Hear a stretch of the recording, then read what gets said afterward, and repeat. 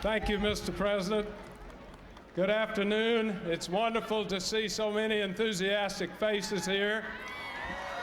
Mr. President, I want you to know that in your marvelous word picture of the bridge to the future, this institution is a major part of that bridge. This is a college that is the future of America.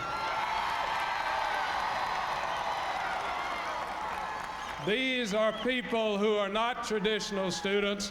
These are people who, in a traditional setting, many would not have this opportunity. These are people that are working, supporting themselves. This is the America of the future, and we are very proud of this institution. Ladies and gentlemen, it is with great pride that I present to you my senior partner, the great leader of the state of Florida, the Honorable Lawton Childs.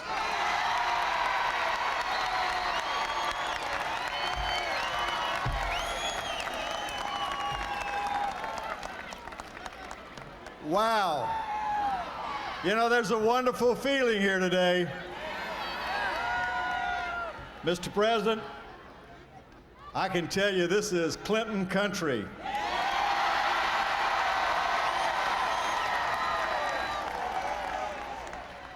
You know, they say that the pen is mightier than the sword, and our president has proved that.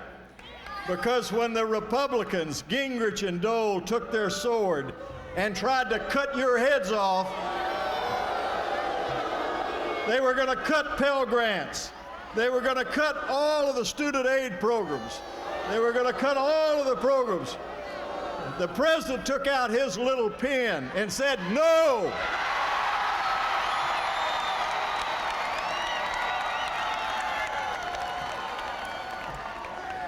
And we're going to get a chance less than 2 weeks from now to say to Mr. No!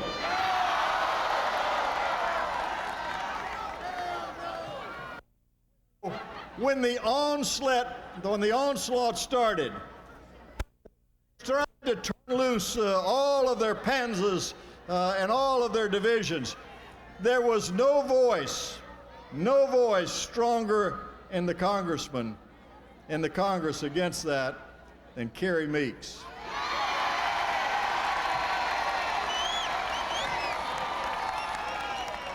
When Mr. Gingrich was going to get a $4,100,000 advancement on his book, she's the one person that said, that's wrong.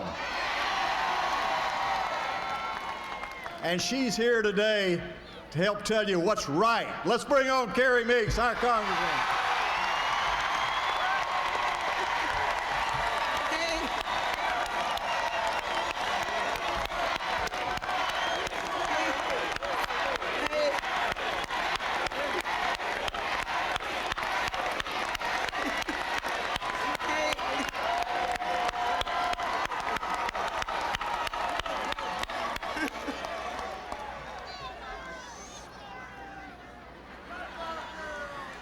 To the wonderful people of Dade County,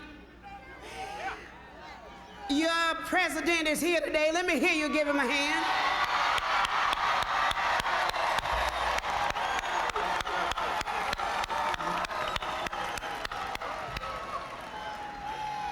To the governor of the state of Florida, Lawton Childs, didn't we put him in? All right. We have his successor, as far as I'm concerned, sitting on the stage. Good old buddy. Are we going to put him in? Yeah.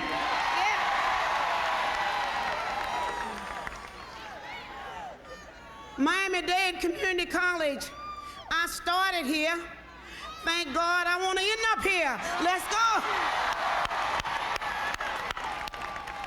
We know what we have to do, don't we? What do we do? November 5th, William Jefferson Clinton as president.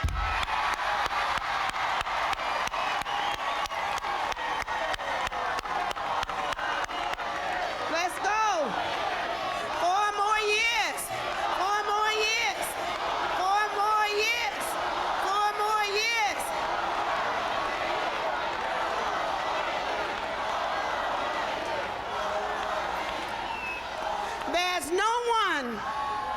there's no one in this country who has stood up for students any more than William Jefferson Clinton.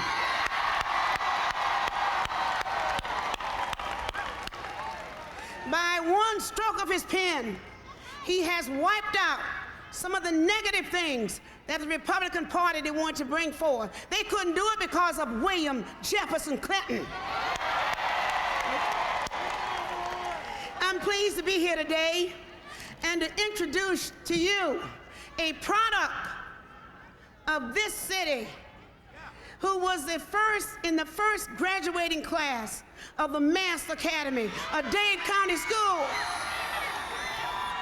He is a product of Dade County Public Schools. There is a man here in this audience who was your congressman then. He's your congressman now. Let's give a hand to Bill Lehman. Here he is.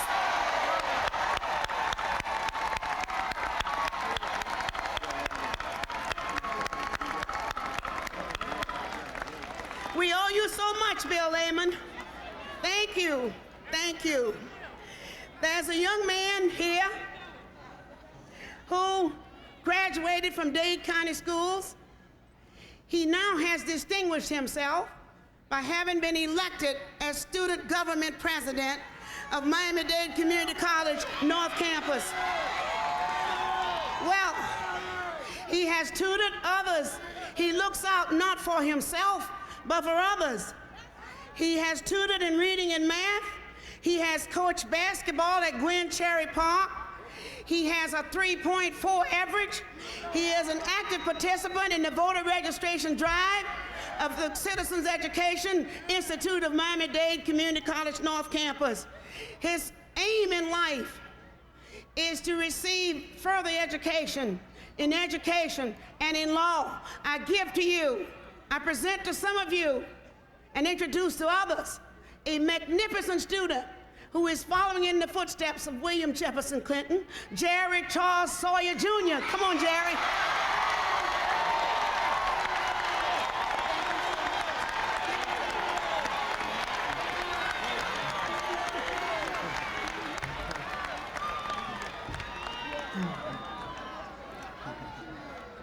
How you doing out there?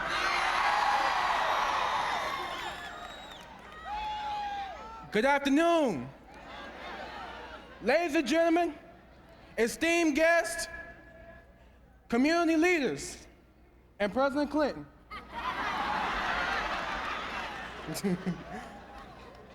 My name is Jerry Charles Sawyer Jr. I am the president of the Student Government Association here at Miami-Dade Community College, North Campus. I know y'all don't hear me speak, so I'm gonna give you a little background on Mr. Clinton. 4 years ago, he ran for president because he was worried that the country was not ready for the 21st century, that it was drifting along. He feared that we were becoming increasingly divided, not united,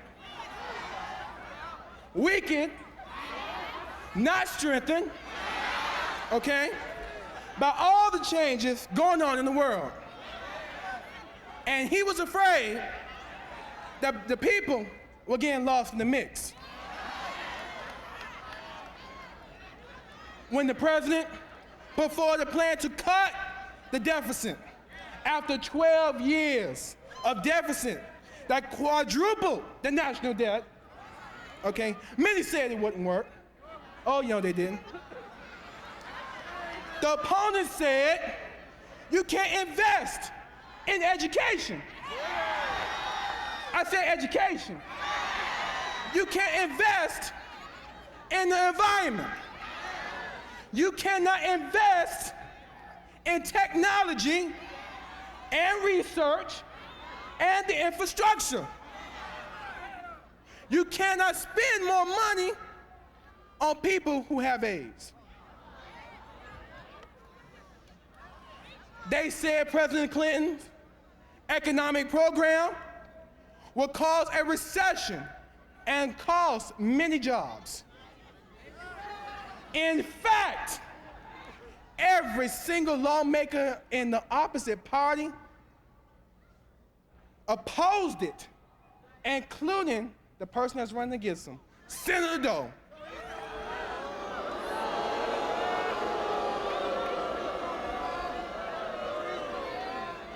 But that's okay, because I'm gonna tell you what the president did. The president said this plan will cut the deficit in half, lower interest rates, create economic growth, and help produce millions of jobs.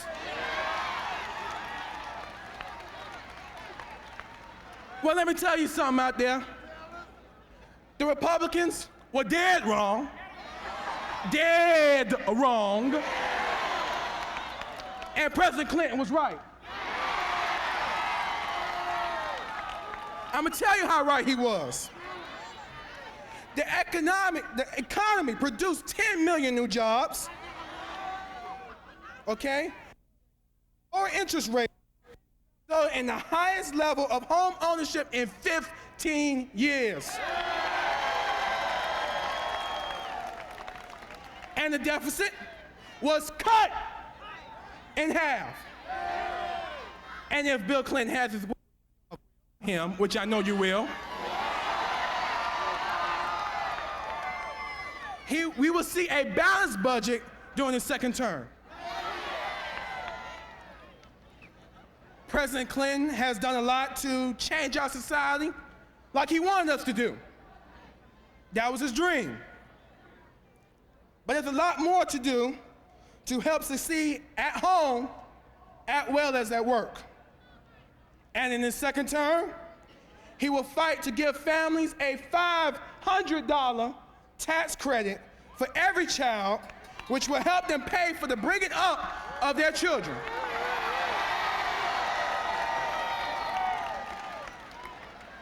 But President Clinton says we must do more to improve the quality and reach of educational opportunities. He and Vice President Gore are pushing ahead a program to hook up every classroom in America onto the internet by the year 2000. And along with that internet system, they will have qualified teachers that know how to use what we call the information superhighway. But the most significant thing that the president wants to do when it comes to education, where it hits home for me, is give every American at least 2 years of community college after high school through a tax credit that is refundable. That means you get your money back, people.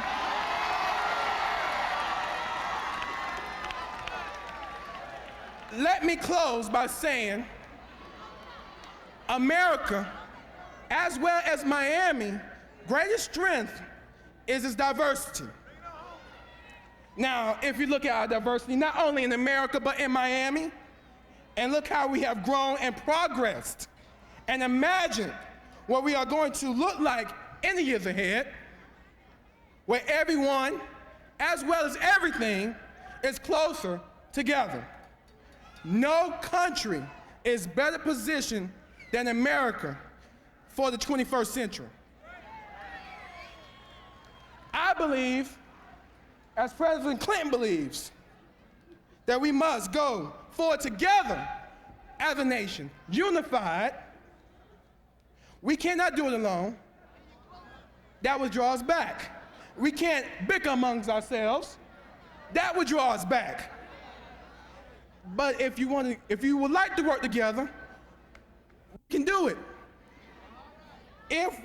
This is the only way that we can reap all the benefits that will happen in the 21st century.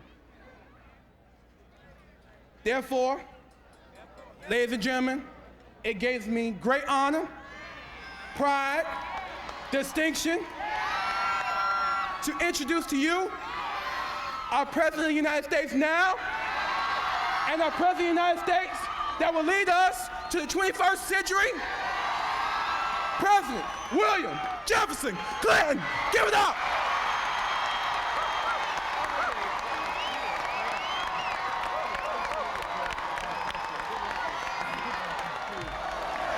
Thank you very much. Thank you. Thank you. Thank you very much. Thank you. Let me first of all say, I have had a lot of introductions in my life. I've had a lot of real good introductions in my life, but I have never been introduced better than Jerry Sawyer did it just then.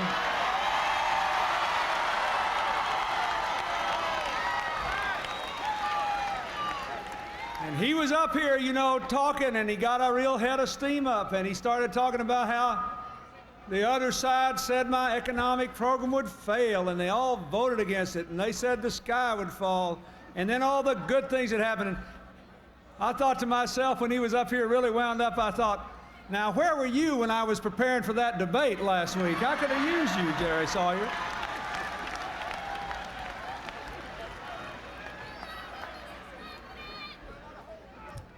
President Eduardo Padron, thank you for having us here at this wonderful place. Governor Childs, thank you for your leadership for Florida and your friendship and advice to me. And the same for you, Lieutenant Governor McKay. Congresswoman Carrie Meek was up here. She told me that she started out here at Miami-Dade Community College, and I could tell that you are still her people and she is still yours, and you should be very proud of her.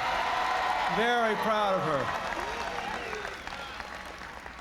I'd also like to thank some other folks who are up here with us today.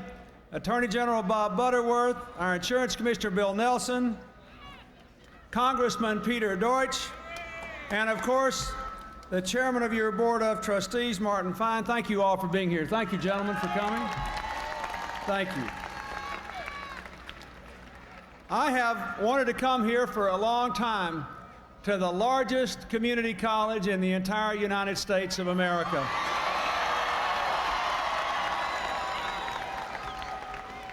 I am grateful to you for many things, but some of you may not know it. I actually have a member of my cabinet who went to school here, whose parents taught here, and whose mother, I believe, is still in the audience. Carol Browner went here and then on to the University of Florida and wound up being head of the Environmental Protection Agency, where she is helping us to save the Florida Everglades. Thank you, Miami-Dade. And I'd like to thank her mother if she's here in the audience. Ladies and gentlemen, this is College Day for us. The First Ladies at the University of Nevada at Las Vegas. The Vice Presidents at the South Dakota School of Mines and Technology.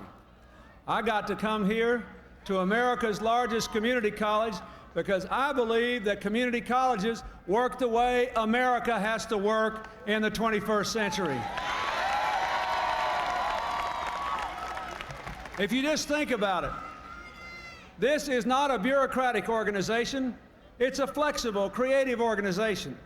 You change from year to year the program, and you have to meet a high standard of excellence, otherwise you'll be punished for what you don't know in the marketplace.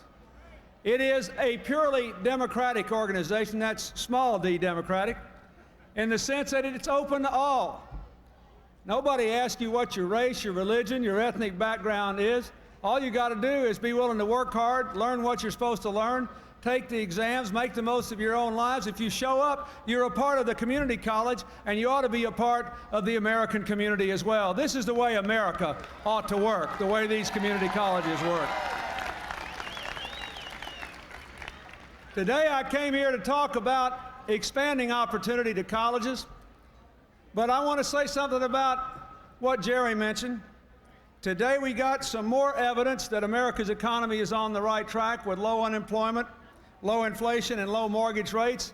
We now have 4.5 million new homeowners in the last 4 years. And lower interest rates have helped 10 million more Americans to refinance their old mortgages at lower rates, saving huge amounts of money for those families.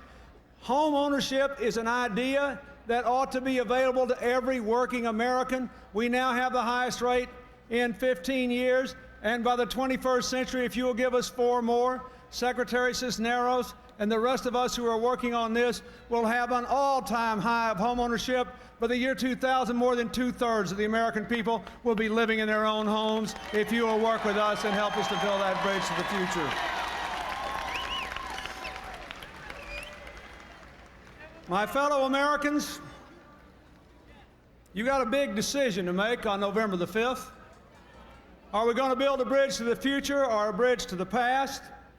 Are we going to build a bridge wide enough and strong enough for everybody to walk across together? Or will we say, there's the future out there, I hope you can make it? Are we going to tell the American people you're on your own? Or are we going to say that, yes, it does take a village to raise and educate our children and build our country and go forward together?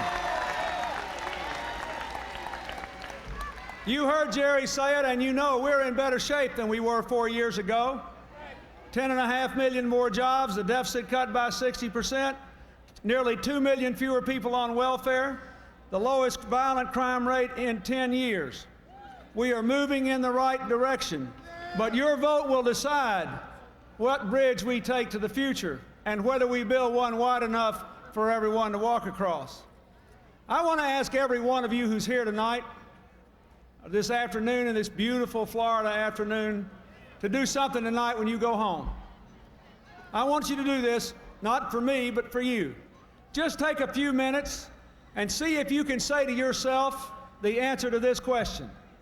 What do I want my country to be like when we start that new century? What do I want my country to be like when my children are my age? When my grandchildren are my age? What is my dream for America? For 4 years, I've been working on that dream for America, mine. It's simple and straightforward. I want the American dream alive and well for every single person who is responsible enough to work for it. I think everybody should have the chance to live out their dreams and to live up to their God-given capacities. I want this country to be the world's strongest force for peace and freedom and prosperity. And I want us to go forward together, where families can succeed at home and at work, where we're living in harmony with our environment, and most important, where we're living in harmony with each other. That is my vision. And so I have worked to create more opportunity for all, to reinforce the principles of responsibility from all, and to create an American community where every person, without regard to race, color, creed, gender, you name it, believe they have a place at the American table and in the American future. That is what I have worked for. But now you will decide. You will decide by how you vote. You will decide by whether you vote. You have to decide. You will decide whether we balance the budget and protect Medicare, Medicaid, education, the environment, and research.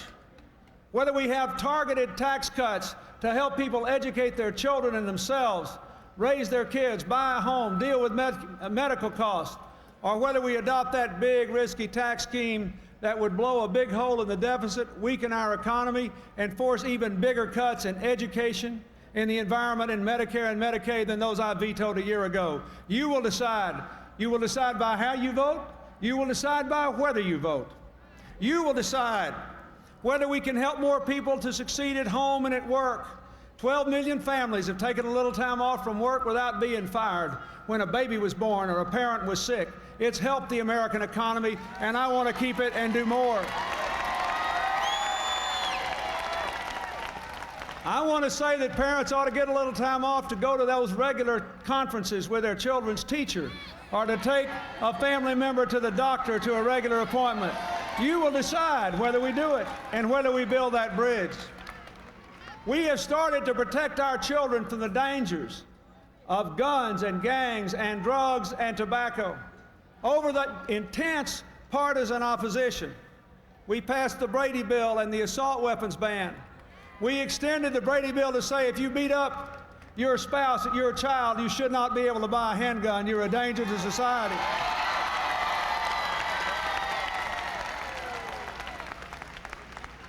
We said to the tobacco companies, you may sell your products to adults, but it's illegal for children to smoke, so stop marketing, advertising, and delivering cigarettes to our children.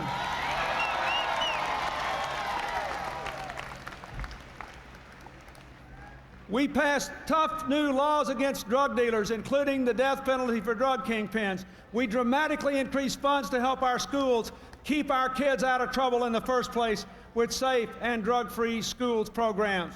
We said to the states, we want you to start drug testing parolees. If people want to be out on the streets, they ought to stay off of drugs. If they're going to get back in trouble, they ought to lose their right to walk the streets. Don't get any more kids in trouble. Your vote will decide whether we finish this work with tobacco and drugs and guns and gangs, or whether we walk back on it. We passed the Kennedy-Kassebaum bill, which says to 25 million Americans, you can't take your health insurance away from you anymore just because you changed jobs or somebody in your family's been sick. We stopped. We passed a law that said insurance companies cannot force hospitals to kick new mothers and their newborn babies out of the hospital after one day anymore.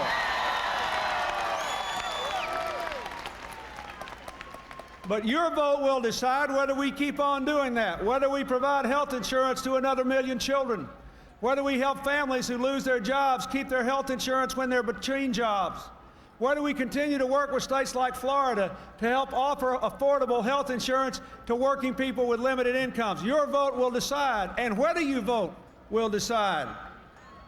We passed a historic welfare reform bill, and I want to applaud Governor Childs on being one of the first 3 states in the country to submit a plan to actually move people from welfare to work, not to abandon poor families and poor children. Thank you, Governor. Now, we moved 2 million people from welfare to work. The new law says every state and every community has 2 years for every able-bodied family to turn that welfare check into a paycheck. Meanwhile, we'll guarantee health care, we'll guarantee food on the table, we'll spend more for child care if you go to work, but if you can work within 2 years, you got to turn the welfare check into a paycheck. That sounds good, but to do it, there has to be a paycheck. I've got a plan to create 1 million more jobs for people on welfare in partnership with the private sector. Your vote will decide whether we walk away from those people or create those jobs so they too can be part of the American dream.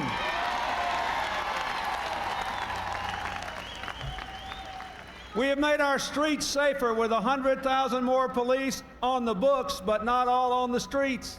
We've only funded about half of them, and our friends on the other side, just as Jerry said with the budget, they fought us every step of the way with the crime bill. But we have saved that, and that's why the crime rate's gone down for 4 years in a row. But it's still not safe enough on Florida streets. And we don't want to just catch criminals, we also want to prevent crime in the first place. That means you need people out there working with the kids, being strong role models, and preventing things from happening in the neighborhoods and on the streets. You need to help us finish the job of putting the rest of those police officers on the street, and your vote will decide whether we do that or go back. It is up to you. Will you help us do that?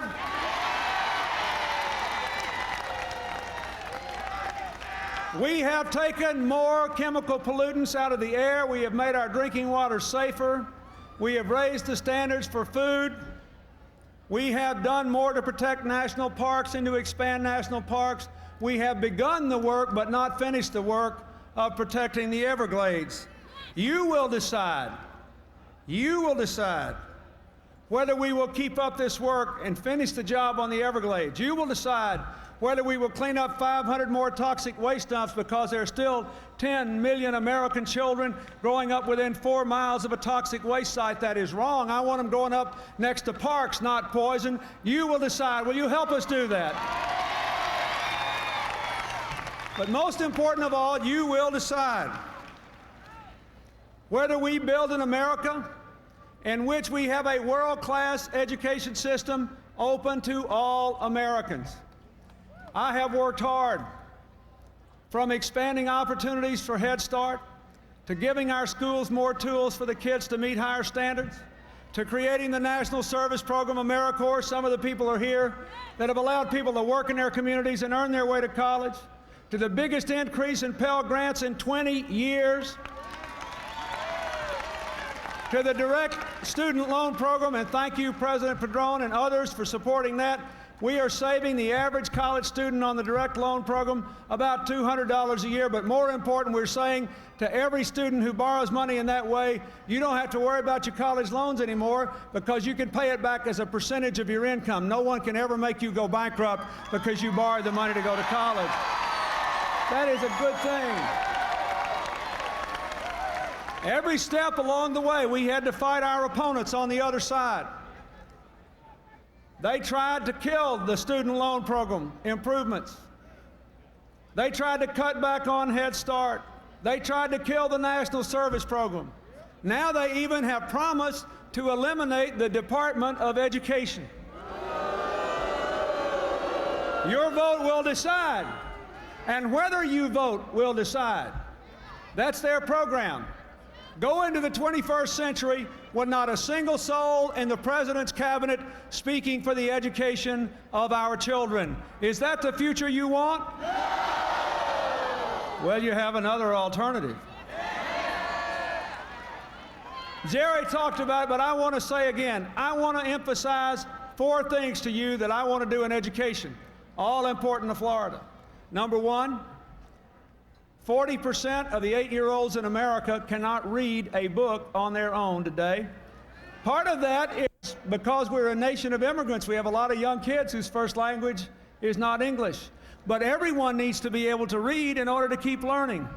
I want to mobilize 30,000 people, the AmeriCorps volunteers, trained reading tutors and others, to get 1 million volunteers across America to go into the schools to work with the parents so that in 4 years we can say every 8-year-old in America can pick up a book and say, I can read this all by myself. I was in Tampa the other day at a school which was so crowded they had folks meeting in trailers next to the school, the beautiful old school. We have the largest number of school children in America today ever in history, almost 52 million. The United States government has never helped schools with their building problems, but children cannot learn if they're in impossible, run-down, beat-up, substandard conditions without adequate equipment. So I have a program to lower the interest rates and therefore cut the cost to the taxpayers and the school districts of building those facilities or repairing them. If local people are willing to make an extra effort to help their schools, the federal government should be a partner and lower the cost of doing it. And I want you to help me do that. The third thing I want to do, now when Jerry said this, all the young people clapped and I couldn't tell whether those of us who were older were or not. Let me tell you what it means to hook up every classroom and every library to the information superhighway by the year 2000. It means for the first time in the history of America, children in the poorest school districts, children in the richest school districts, and children in all the school districts in between, for the very first time, will all have access to the same information in the same way at the same time. Let me do that.